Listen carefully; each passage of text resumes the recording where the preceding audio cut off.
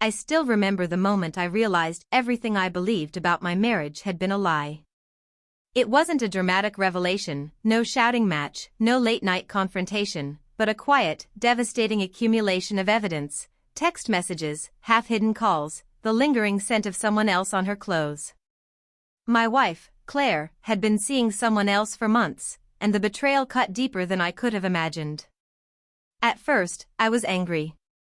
Furious, in fact, and I wanted to confront her, demand explanations, tears and rage mingling into one long night of heartbreak.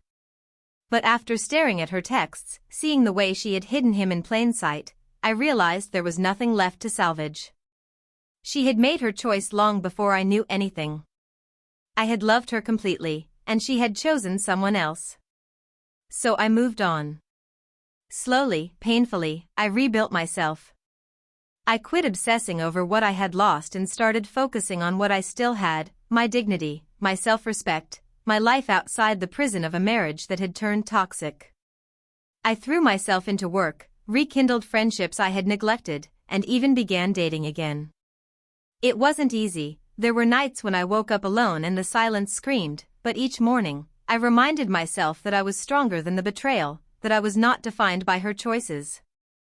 Months later, I thought I had reached a semblance of peace. The sting of betrayal still lingered, like a faint scar, but it was no longer raw. That's when the knock came. I had been at home, making dinner, when the sound of my front door being pressed interrupted the quiet. I wasn't expecting anyone, and the sight that greeted me when I opened it made my stomach knot in ways I hadn't anticipated. There he was. The man she had chosen over me. Tall, confident, smug, the kind of man who walks into a room thinking the world belongs to him. And here he was, on my doorstep, smiling as though he owned the moment. "Can I come in?" he asked, casual, as if the world hadn't just been turned upside down by his presence. I didn't answer. I simply stepped aside, letting him enter, my mind a whirlwind of conflicting emotions, anger, disbelief, curiosity, and a strange flicker of anticipation. He walked in, taking in my apartment with a glance that suggested both appraisal and entitlement. "Claire told me you'd be the better person," he said, finally looking at me. But I wanted to see for myself. I kept my expression neutral, but inside, the familiar burn of rage flared. "You came all this way to see me?" I asked, my voice calm but layered with ice. "Something like that," he replied, leaning against the counter as if this were his kitchen, his space, not mine. "I wanted to understand why she left you, or if maybe you were still clinging to the past." I laughed softly, a sound without humor. "I'm not clinging. I moved on. You, on the other hand, seem to think showing up at my door changes something." He tilted his head, unbothered. "Maybe not. But it feels like I should meet the man who couldn't keep her." That was the moment it hit me. I didn't feel small. I didn't feel hurt. I didn't even feel threatened. I felt superior. Not because I had one, exactly, but because I had reclaimed myself. I had risen from the ashes of her betrayal and built a life that didn't depend on her approval. Meanwhile, this man, the one she had chosen, stood there like a peacock, unaware that I had long since stopped being the man he thought he could intimidate. "I see," I said slowly, letting each word land with precision. "So you're here to prove, what exactly? That you're the one she wanted?" He smirked, but I noticed the confidence faltering slightly. "Something like that," he admitted. "I thought maybe seeing you, face to face, would make sense of everything." I shook my head. "Here's the thing. I don't need your validation. I don't need Claire's. And I certainly don't need to justify myself to the man she chose over me." For a moment, the room was silent. His smirk faded, replaced by something thinner, more uncertain. He had expected me to react with anger, desperation, maybe even self-pity, but I was unshaken. Calm. Collected. Whole. "You've changed," he said finally, almost reluctantly. "She didn't tell me you'd be like this."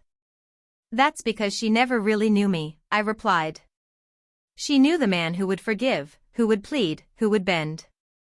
That man doesn't exist anymore. And if she thought this would hurt me, or that you showing up could intimidate me, she was very wrong. He looked at me for a long moment, searching for something, perhaps fear, perhaps weakness, but there was nothing to find. Only a quiet strength that came from surviving betrayal, from reclaiming one's life. Finally, he sighed, realizing the confrontation had failed on every level. "I guess I underestimated you," he said. I nodded, my expression polite but cold. "Underestimate me all you like. Just remember, the choice she made says nothing about me and everything about her. And you? You're just a footnote in a story that I've already moved past." He left not long after that, and I closed the door behind him, feeling a strange mixture of relief and satisfaction. The encounter could have been tense, humiliating, even threatening, but instead, it was a reminder of something far more important. I had moved on, not just from Claire, but from the versions of myself that allowed her betrayal to define me. Later, sitting alone in my apartment, I realized that closure isn't something other people give you. It isn't earned through confrontation or validation. Closure comes from reclaiming yourself, from standing tall after someone else tried to diminish you, from knowing that their choices have no power over your worth. Claire's betrayal had once shattered me, but in the end, it made me stronger. And the man she had chosen? His arrival at my door was a fleeting reminder that life doesn't bend to the will of those who think they've won, it bends to the resilience of those who refuse to be broken. I poured myself a glass of whiskey, smiled faintly, and toasted quietly to the man I had become. The past was gone. The betrayal was acknowledged. And I, finally, was.